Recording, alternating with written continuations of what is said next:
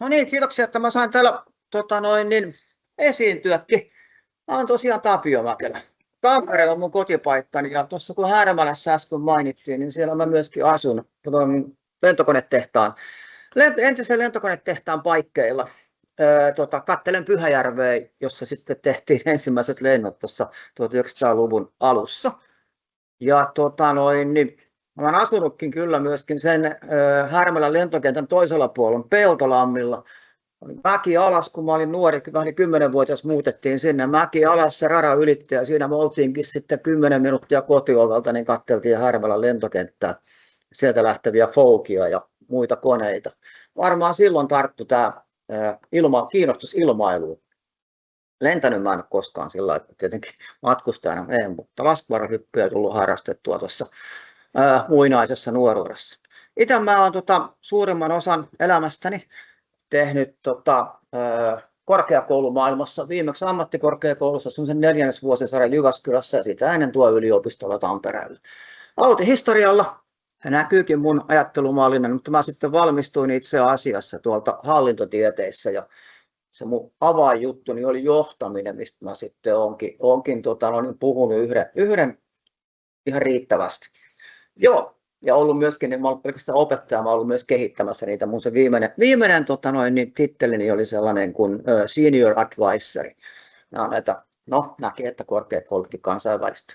Joo, tämä kirja on syntynyt oikeastaan siitä, että kun mulla oli kiinnostusta siihen ilmailuun ja sitten, että kun oli tämä historiatausta, niin mä olin lukenut aika paljon, tai luenkin aika paljon historiaa ja myös ilmailuhistoriaa. Muistiinpanoja, muistelmia ja sitten... Voisit vähän lähemmäksi. Joo, kun ääneni kyllä kuuluu yleensä, mulla on hyvä ääni. Kyllä mulla on luennoitsija ääni, niin olen lukenut niitä henkilöhistorioita, sen pohjalta kirjoitettuja kirjoja, mutta myöskin noita lähinnä laivue tai lennossa tai vastaavia noita historioita. Ne historiat, niin kuin organisaatiohistoriat, ne on yleensä kovin samanlaisia. Se on ihan samantekevää rakenteeltaan. Luetko sä ministeriön, keskusviraston, laivue vai jonkun itsenäisen yksikön historia? No rakenteeltaan hyvin samanlaisia ja suurin osa noista henkilöhistoriasta, nekin on rakenteeltaan aika paljon samanlaisia. Mä halusin kirjoittaa ihan erilaisen, koska mä sanoin tuo kotona vaimolleni tuossa 15 vuotta sitten, että nämä on niin samantyyppisiä, että älä enää osta mulle joululahjaksi ilmailukirjaa, niin kuin silloin oli tapana tehdä. Ja se sanoi sitten mulle, että no hei, sä osaat kirjoittaa, sä oot kirjoittanut ja sä osaat tutkia, niin kirjoita joku semmoinen kirja, minkä sä itse haluat ja joku muukin on ehkä siitä kiinnostunut. Ja tämä alkoi meidän siinä, että mä aloin niin kuin lomalla pohtiin, että mikä olisi semmoinen mua kiinnostava teema, jolla ehkä joku muukin olisi kiinnostunut siitä. Ja niin kuin mä teen tutkijana ylipäätänsä, niin mä ensin tutustuin aihepiiriin, sitten mä rupesin kirjoittelemaan kysymyksiä, eli hypoteeseja itselleni ja hakemaan vastauksia. Ja sitten rupesin fokusoimaan, että mikä olisi semmoinen mua kiinnostava aihepiiri, mistä on vähemmänkin tutkittu tai kirjoitettu. Ainahan tutkijat hakee sellaisia, mistä on vähemmän kirjoitettu. Ja se oli tämä ilmailu ensimmäiset vuodet, eli 16-21. Jossa äsken puhuttiin, että miten niin määritellään nämä vuodet, mistä on kiinnostunut. 21 on mulla semmoinen, että viimeiset suomalaiset osallistuivat sotalentoihin vuonna 1921. Ja ne osallistuivat siihen Venäjällä koneessa, missä oli punatähdet.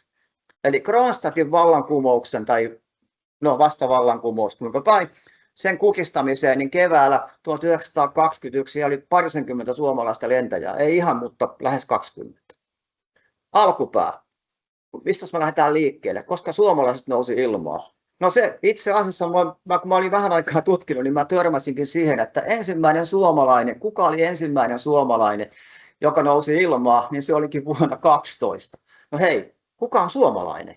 Aikana, jolloin Suomi on osa Venäjää. Se olikin mulla pieni ongelma. Mun täytyy vähän pohtia tätä rajauksia, että mitä kaikkea tästä hommasta löytyy. Ja niin kun lähdetään liikkeelle sitä, vaikka kun pohditaan, että kun ajatellaan, että mikä on suomalainen. Presidentti Koivisto aikoinaan määritteli sillain, kun puhuttiin näistä inkeriläisistä, että jos joku 4 isovanhemmasta on suomalainen, niin on oikeus paluumuuttajana suomalaisena Suomeen. Hän määritteli sen sillä tavalla. No mä yritin vähän määrittelemään sitä sillä tavalla, että esimerkiksi Kronstadtin varuskunnan komentaja oli Robert Virén vuonna 1917 maaliskuussa. Valitettavasti siellä jäi aamiainen kesken, kun merisotilaat ryntäsivät sisään. Se ei ehtinyt pukeutua ja se ammuttiin. Mutta hän löytyy, Robert Virén, on suomalaisessa amiraalit ja kenraalit tietokannassa, minkä on meidän Kansallismuseo laatinut. Hän on suomalainen, menee Pohjanmaalle sukujuuret, ja vaikka se on itse syntynyt Tallinnassa, mutta isä oli suomalainen, eli vähän pitkälle menee. Miksi Robert Virénin mä mainitsin? Hänellä oli 2 poikaa, jotka palveli Mustanmeren laivastossa lentäjinä. Mutta niiden se Nikolai ja Robertin se suhde Suomeen oli niin etäinen, että mä vaan mainitsen heidät sinne. Ja, että mielenkiintoista. Ja tiedotkin niistä löytyy tosi huonosti, että valokuvia toki löytyy ja jotain tietoja. No, sen nuoremman pojan eli Robertin tytär Veera nousi sitten aikoinaansa merkittävään asemaan Yhdysvaltain presidentin hallinnossa sen Bush vanhemman aikana, ja Veera vieraili Suomessa. Ja samalla jatkoi sitten Pietariin tapaa isoisänsä, tai vieraili isoisänsä haudalla, että kyllä jotain yhtymäkohtaa, mutta jätin sen väliin. Joo, siinä on mun kirjani, se kattaa pääasiassa vuodet 16, ja loppuu siihen 21. Mä oon vähän pahoillani sitä, että ei se ollut valmis tässä, vaikka mä lupasin, että se on valmis. Me ollaan taitettu se, tai itse asiassa, mä en ole sitä taittanut, vaan toimittaja on taittanut sen, ja se on suurin ongelma meillä oli valokuvien kanssa. Mä en osannut tuossa, kun mä jäin pois töistä, niin tietenkin mä aloitin jotain muuta tekemään. Mun piti kuulemma jotain töitä, ettei kamalasti vapaa-aikaa ole, niin mä oon yrittäjäksi. Se onkin hyvä tapa, kuule, niin tappaa vapaa-aikansa. Mä ostin siivun yhdestä yrityksestä ja on siellä sitten ollut, ja mä oon oikein hämmästänyt, miten paljon siellä joutuu tekemään näin keväälläkin esimerkiksi töitä. Et siinä mun aikatauluni meni, mutta joo, me ollaan saatu ne valokuvat, mistä me keskusteltiin tässä, että me löydetään niitä, ja ne alkaa olemaan kasassa, ja mä uskon, että meillä on kuukauden jälkeen tämä kirja valmis. 200 sivua, vähän reilu 200 sivua tässä näin. Mulla kävi vähän samalla tavalla kuin Reinullakin, että mä jouduin heittämään aika paljon sivuja pois. Ehkä semmoisen 100-150, kun mä sitten kirjoitin tätä niin kuin viimeistä rakennetta valmiiksi tässä näin. Ja, ja tämän niin kuin rakenne on semmoinen, että mä en mene niin kuin kronologisesti eteenpäin. Mä halusin kirjoittaa ihan toisen tyyppisen. Tämä on tämmöinen kysymys siitä, että mitä on historia? Kaikkihan te tietää, mitä on historia, mutta kun mä pyydän teitä määrittelemään, mitä on historia, niin se on vähän niin kuin eri ihmisille eri asioita. Ja senhän takia meillä on historiafilosofit on määritellyt tätä asiaa. Mutta tosiaan, niin tämä meidän varhaisilmailu, mitä mä tässä käsittelen, niin sen verran vielä vähän hyppään takaisinpäin, että mä oon niin kuin kronologisesti tavallaan edennyt siinä, mutta mä oon valinnut jonkun keskushenkilön siihen näihin 9 lukuun, eli se kertoo, siinä on 9 henkilöä ja sitten on tavallaan tämmöinen johdantoluku, joka mulla laajeni sitten niin kuin kuvaukseksi Itärintama ilmasodasta, mikä on lähestulkoon tutkimaton tai ainakin julkaisematon alue täällä Suomessa. Siitäkin huolimatta, että suomalaisia oli siellä mukana. Mutta joo, eli meillä on noita perustutkimuksia tai perusjulkaisuja tästä aikakaudesta on toi Arne Brennemenin kirja vuodelta 1934 ja sitten toi Jan Armon kirja vuodelta 1963, eli kyllä meidän täytyy vähän ajatella, että tässä on jo melkein 40-60 vuotta kulunut vähän ylittekin viimeisestä kirjasta, eli jotain uutta pitää olla. Toki meillä on uudempaa tutkimusta. Eli tämä Mikko Uolan kirja, sitten on Mikko Ylikankaan kirja, tämä Mainio pikkusota, mikä kertoo tuosta brittilentäjistä Suomessa vuonna 19. Mäkin käsittelen sitä ja pääosin tukeudun tähän näin, mutta olen löytänyt muutakin materiaalia siihen. Ja sitten on tämmöisiä niin kuin paikallishistoriatyyppisiä, kuin tämä Jani Kortes luoma Kouvolan punaiset kotkat vuonna 1923. Mulla on tässä kirjassa, niin kun se on yleisesitys, niin minulla on siinä yli 100 lähdettä, toista 100 lähdettä, semmoisia lähteitä, mitä mä en ole aikaisemmin nähnyt, että Suomessa olisi käytetty. Ja juuri tämän, niin kun sen, että miten mä fokusoin sen, niin sehän tuottaa mulle sen suurimman ongelman tässä. Kaikkia sitä materiaalia, mikä mulla on käytettävissä, niin mä en ole missään nimessä voinut käyttää muuten. Tämä olisi ollut semmoinen toinen 600-sivuinen kirja tässä näin. Mutta niin mä nostan joitain teemoja tähän ja vähän kartoitettuja aiheita, kuten nämä Suomen ensimmäiset lentäjät, kuka se oli. Se ei löydy idästä, eikä se löydy Euroopasta, vaan se löytyy Yhdysvalloista. Mä palaan siihen hetken kuluttua. Ja sitten itärintama ilmasota, sitä ei ole käsitelty. Vuosi 17 oli yllättävän vilkas. Ja siellä muun muassa Valfrid Nykänen saavutti ensimmäisen ilmavoittonsa ja ainoansa, vaikka siinä lähteessä sanotaan, että 4, mutta ainoa mikä on hyväksytty, niin tuli silloin syyskuun 26. päivä. Nykäsen, tai mitä papereita Venäjällä onkin, niitä ei enää saa sieltä, ja valitettavasti mäkin olin sen verran myöhässä, että mä en ehtinyt katsoa niitä. Mutta mä olen löytänyt sen Nykäsen purottaman lentokoneen tähystäjän selostuksen siitä tilanteesta. Siitä jää yksi henkilö eloon tästä kaikesta, niin tosin Nykänenkin eli vielä jonkun aikaa sen jälkeen. Mutta se tähystäjän kertomus on referoitu tuossa Cross and Drop and Over the Front-lehdessä. Se löytyy sieltä. Siellä on sen, mä palaan siihen hetken kuluttua. Eli kuvaus siitä, mitä siinä ilmataistelussa tapahtui. Se oli kyllä hiuksia nostattava. Sitten toi merivoimien toinen lentoprikaati ilmasota Baltiassa. Sehän on semmoinen osa-alue, jota ei Suomessa paljon käsitelty. Baltiassa oli 2 prikaatia.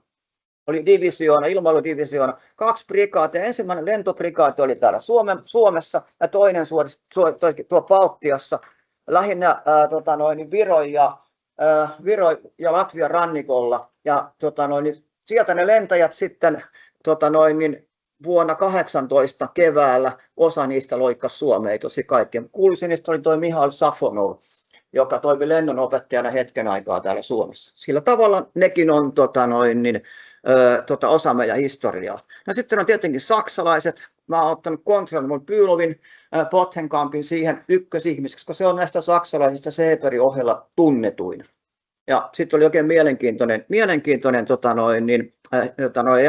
elämän kohtalo, koko näillä Bülovin veljessarjalla, 4 veljestä, niin 3 kaatui ensimmäisessä maailmansodassa ja 3 toimi myös lentäjinä. Yksi niistä jäi sitten nuori ja Häri. Sitten on tämä aika vähän Suomessa mielenkiintoa saanut osa-alueen, tämä Neuvosto-Venäjän suomalaislentäjät. Eli tosi paljon suomalaisia. Mä oikein yllätyin, miten paljon suomalaisia sai lentäjäkoulutuksen Neuvosto-Venäjällä, eli siis ennen kuin siitä tuli Neuvostoliitto, eli ennen vuotta 22-23, kun se tuli se perustuslaki, että se muuttui tämä Neuvosto-Venäjä Neuvostoliitoksi. Niistäkin löytyy hajanaisesti materiaalia, mutta niitä on mahdollista jonkinlainen yleisesitys koota sitten. Joo, juuri sen takia mä oon yrittänyt, mä haluan kirjoittaa historiaa uusiksi, ei se ole mun tehtäväni, koska Bremer ja Janarmo on luonut tämmöisen yleiskäsityksen tästä. Mutta se, mikä mua historian tutkijana ja tutkijana taustassani ja vähän historiassakin jonkun verran kirjoittaneena on se, että mikä on se lähdemateriaali, mitä he on käyttänyt. Ja mulla on vähän semmoinen mielikuva, että molemmat on halunnut siirtää osan sitä oman aikakautensa yleistä näkemystä tähän kirjalliseen muotoon, eli osa sitä kulttuuria. Eli tämä kansallinen näkökulma on sitten toinen asia, mikä vähän haittaisi mua, tai se, että kukahan se suomalainen sitten on, ja Janarmo ja Bremer on tehnyt omia linjauksiansa, se on vain Suomessa syntyneet suomalaiset henkilöt, vaikka ne voisi olla hyvinkin vähän laajemminkin tässä. Joo,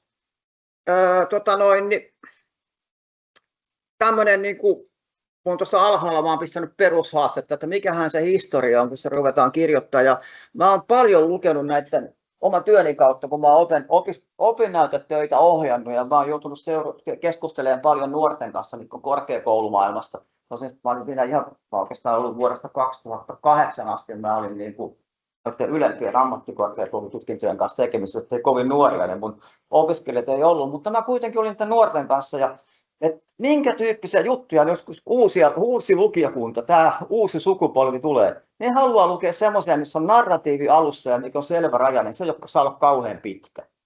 Eli sen takia mä otinkin tämän kirjan, että se jakaantuu 9 itsenäiseen päälukuun.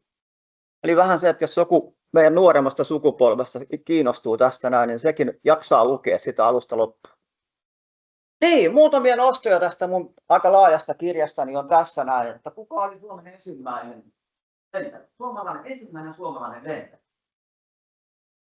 Se oli semmoinen kuin William Uuno Merryheinä, eli William Uuno Merryheinä, syntymänimeltään Helsingissä.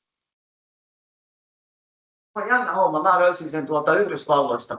Ja se on syntynyt Helsingissä, se on muuttanut Yhdysvaltoihin perheensä mukana 92, eli 4-vuotiaana, ja se toimi alun perin kilpa-autoilijana Brighton Beachin ajoissa, jotka 1909, mistä löytyy vielä tähän päivään näihin amerikkalaisiin ralliautoihin tai kilpa-autoihin niin kuin suora jatkumo.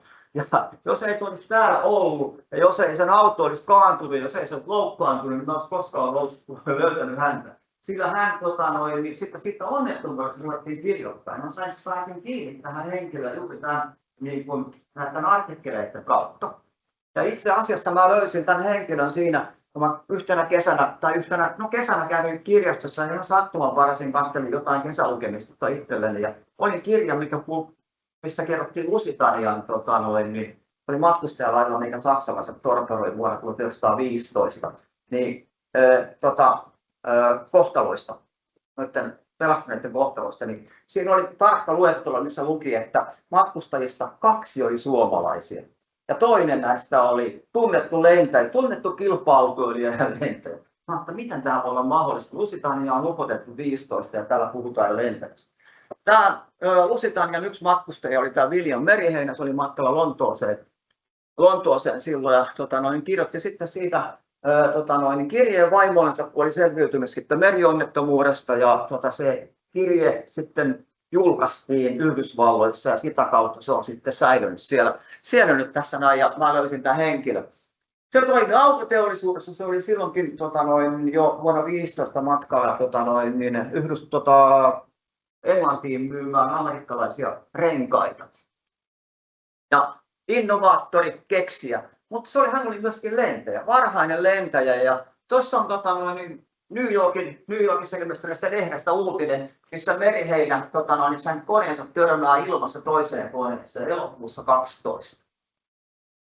Eli se oli alkavan ilmailun parissa ja se on takulla ensimmäinen suomalainen. Mun mielestä ainakin ensimmäinen, mikä mä olen löytänyt, varhaisin suomalainen lentäjä. Ja hyvä, että siitä on kirjoitettu, siinä oli muutama muukin. Ja muukin uutinen hänestä. Yksi oli se, että se toimi Rockefellerin, joka oli näitä varakkaita amerikkalaisia, lentokoneen lennättäjänä, ohjaajana sen lentokoneessa. Sitten se vei myös äitinsä tuonne yläilmoihin. Ja nainen ilmassa oli aina pikku-uutisen arvoinen asia. Nämä löytyi kyllä kuitenkin sieltä niin sanotussa seurapiiripalstoilta. Yes. Eli en nyt sen paremmin yksityiskohtaisemmin, koska mä olen jonkun verran käsitellyt tässä näin. Mutta se toimi sitten vuonna 40 ja 54 sitten vielä vuoteen 54 asti, milloin jäi elämästä eläkkeelle, niin se toimi ilmailun parissa Kaliforniassa lentokonetarkastajana. Airplane Inspector oli se viimeinen pesti siellä. Kuoli 76 Floridassa ja perustiedot hänen vanhemmistaan ja lapsistaan niin löytyy tuolta Genealogic Records. Se on jokaisen tutkijan tai se, joka haluaa selvitellä sukulinjoja, se niin kannattaa mennä katselemaan noihin netistä löytyviin sukupuujuttuihin. Osa niistä on ilmaisia ja osa on pienen maksumuurin takana, mutta sieltä löytyy aivan käsittämätön määrä tietoa nykyään. Se on ei tarvitse enää mennä arkistoihin, ne löytyy jostain muualta.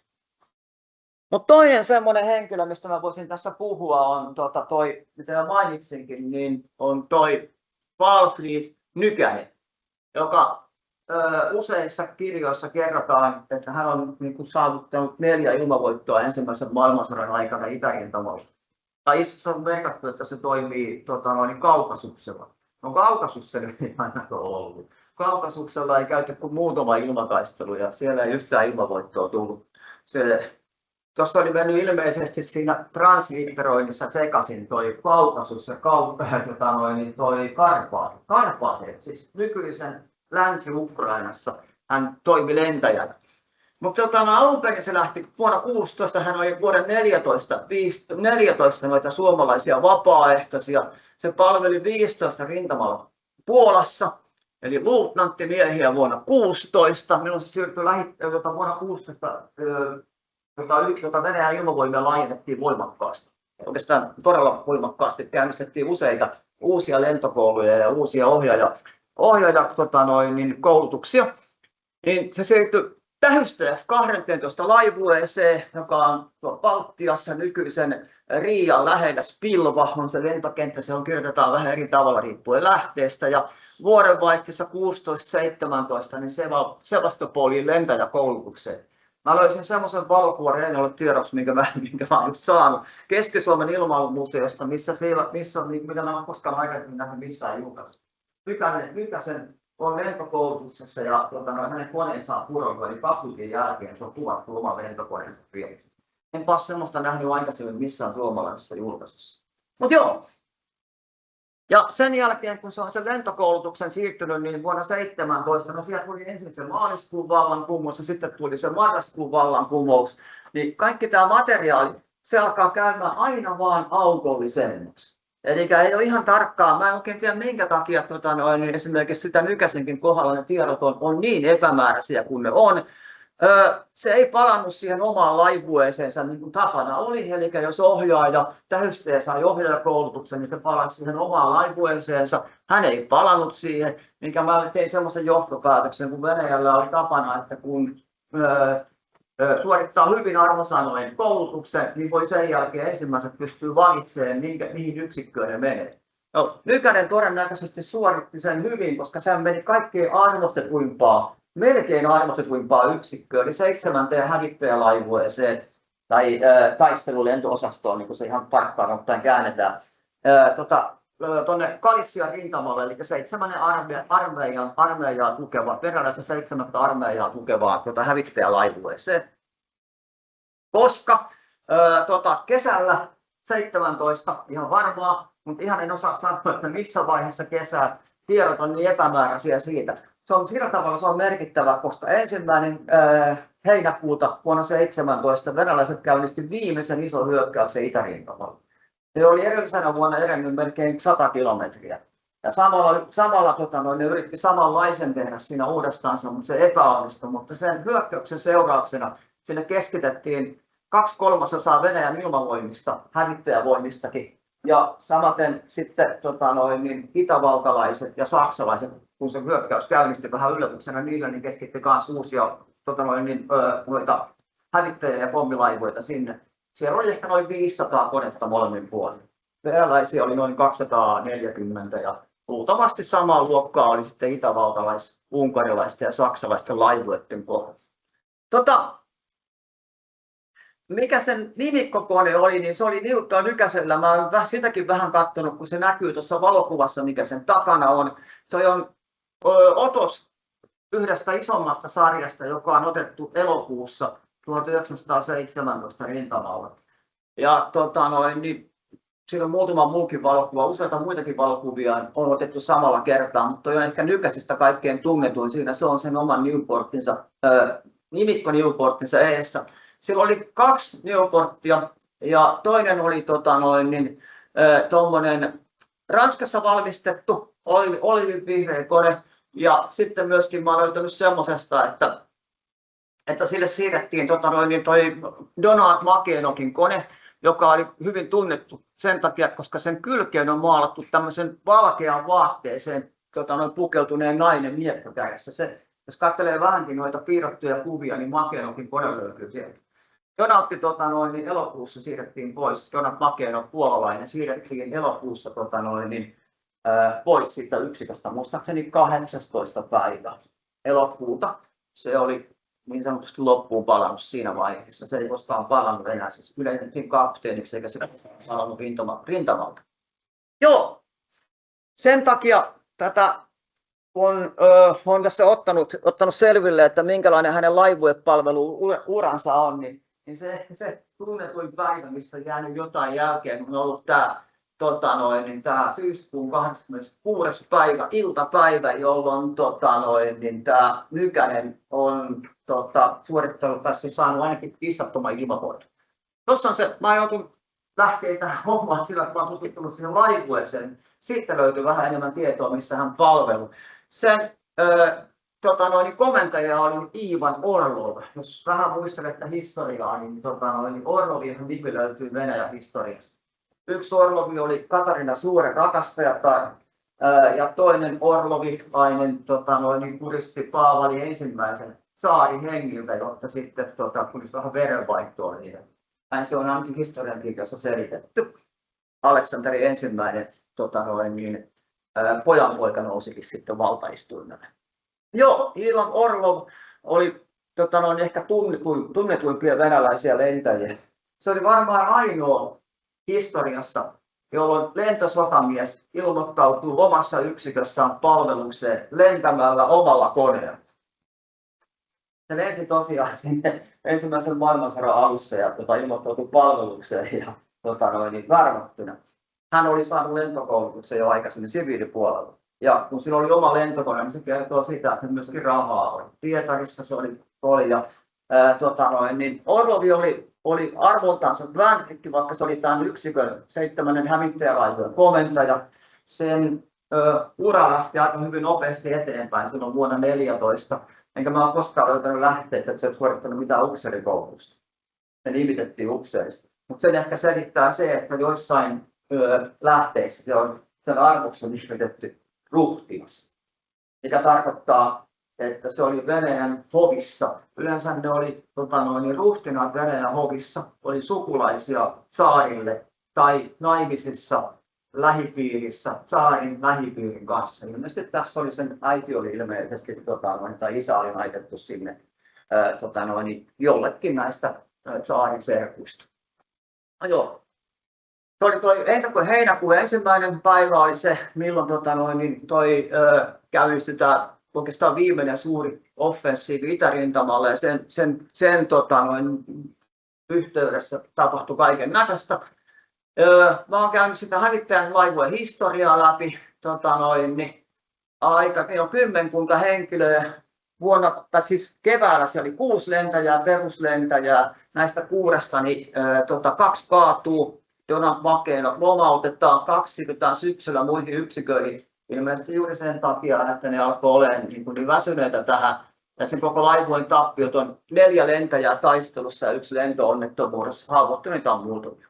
Sitten mä rupesin katselemaan, että mitähän se vastapuolella tapahtuu. Ja myöskin vastapuolella oli sillä lailla, että siellä oli tietyt yksiköt toimi niin kuin säännöllisesti tietyillä rintama-alueilla. Ja juuri tässä rintama-alueella toimi saksalaisista toi Fliegerableitung 242, joka kohtasi usein ilmassa tämän 7 hävittäjälaivaa, toki muitakin laivoita. Ja mä oikein hämmästyin, kun mä rupesin katselemaan, että mikä oli niiden tappioluku siinä viimeisenä syksynä, tai viimeisenä kesänä ja viimeisenä syksynä. Kun mä vertasin siihen niiden määrävahvuuteen, niin se meni yli 100% niiden tappiot sen viimeisen puolen vuoden aikana. Se menettää kaatuneena 7, haavoittuneena 10, sotavankeina 3 lentäjää. Ja jos katsoo hävittäjäyksikköä Jasta 81, mikä toimi siinä samalla alueella, niin se menetti 5 lentäjää kaatuneena ja sotavankeina ja tuloksena oli 8 ilmavoittoa. Että ei se ihan oli se aika kiivassa se toiminta, jos tällaisen sanoo. Mutta se syyskuun 26. päivä, niin se käynnistyy sillä tavalla, että tämä saksalaiset lähettää ensimmäisen aamulla 9 aikoihin niin tiedustelukoneen tai tulenjohtokoneen suorittaa tehtävää sinne lähiseudulle. Ja se kone palaa runsaan tunnin jälkeen aika vaurioituneena. 2 venäläistä hävittäjää oli hyökännyt sen kimppuun, lähinnä Kusiakin kaupunkia. Ja sen yhteenoton seurauksena niin saksalaiskone on saanut runsaasti osumia, lentäjä on haavoittunut ja tähystäjä eli luutnantti Vangeman onnistuu pudottaa toisen hyökkäämistä koneesta. Itse asiassa siihen toisenkin koneeseen osui ja se venäläinen lentäjä sitten lensi kuitenkin haavoittuneena kotitukikohtaan. Mutta tehtävä jää kesken ja se on tehtävä.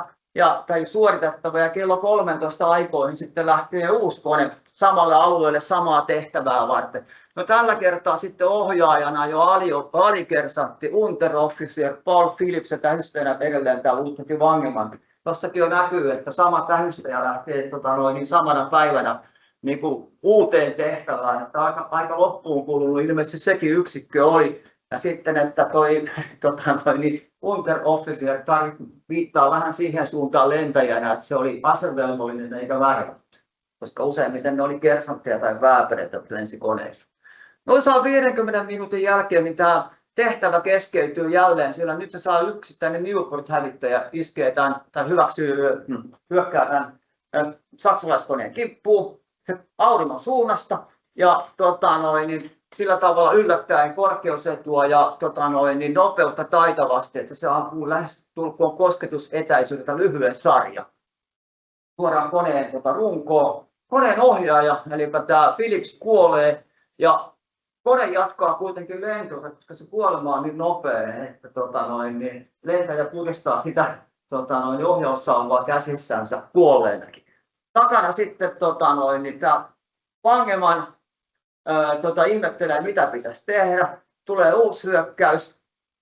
Jälleen tämä Newport osuu tähän koneeseen, mutta se ei enää väistele siinä vaiheessa, vaan on lyhyessä tai nousee jonkun verran ja kaartaa väärään suuntaan itään päin, kun se pitäisi mennä länteen päin. Ja Wangemann, hän tähystäjä haavoittuu ja silloin se päättää, että se tekee viimeisenä mahdollisuutena on se, että se yrittää päästä ohjaamaan. Hän risuu vahtovarjon valjaat ja kiipeää ulkokautta tuonne koneen ohjaamoon ja istuu sen kuolleen lentäjän syliin. Samanaikaisesti kun se Newport tekee kolmannen hyökkäyksen ja Wangemann haavoittuu uudestaan. Onnekkaasti se saa kuitenkin tämä tähystäjä sen koneen haltuunsa jollain tavalla ja pystyy sillä tavalla sitä kuolleen lentäjän sylissä istuen ja ohjaa sitä kohti maata.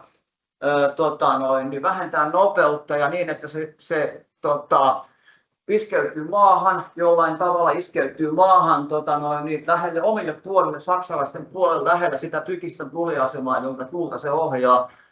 Siinä lasku on sen verran kova, että se kone kääntyy nokillensa ja sitten vielä siitä ympäri.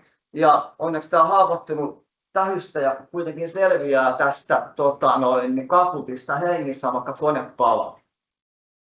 Jo sen päivän ja tietenkin hän tekee sitten tästä ihan normaaliin tapaan niin kuin lentosuoritusilmoituksen, jota on sitten käytetty tuon yksikön historiassa.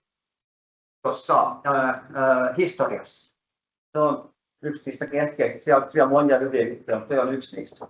Eli kun otetaan sitten nämä päivän muut tapahtumat huomioon, niin tämä kone oli nykäinen. Se oli ainoa, joka teki tämän ilmavoittoilmoituksen sinä päivänä, ja se vielä varmistettiin sillä tavalla, että se oman laivueen koneen kävi katsomassa, että siellähän se saksalainen palaa siellä maassa. Ja jos se on se nimikkokonetta, niin se on Ranskassa valmistettu Newport 23 tai 17, mä en ihan varmana sanon, mutta todennäköisesti se on 23, niin no, lähteessä molempia käytetään, jonka se numero on 3716. Jep. Ja tämä ilmavoitto huomioidaan myöskin Suomea myöten, eli uutisoidaan Etelä-Suomen Sanomissa. Ja nykyinen palkitaan tämmöisellä venäläisellä kunniamerkillä, eli Yrjön miekalla, joka on itse asiassa Yrjön risti on se, mikä on se korkeampi kunniamerkki. Mannerheimellekin myönnettiin jo vuonna 2015, ja se kirjoitti Kotios siitä, että miten tyytyväinen hänet on tällä palkittu. Yrjön miekka on se vähän alempi, niitä noin 5000 myönnettiin sodan aikana. Harvinainen sekin on, kun ottaa huomioon, että Venäjän armeijassa palveli yli 10 miljoonaa sotilasta. Pari minuuttia. Jes, me ollaan ihan lopussa päin. Olisiko jo istuinväri noissa Newport? Mä en tiedä. Newport, ihan varma on. Täytyy olla, koska siinä laivueessa toi Wernicke Kilser hyppäsi varjolla 1400 metristä ja katkaisi jalkansa niin, että se ampuvoitiin.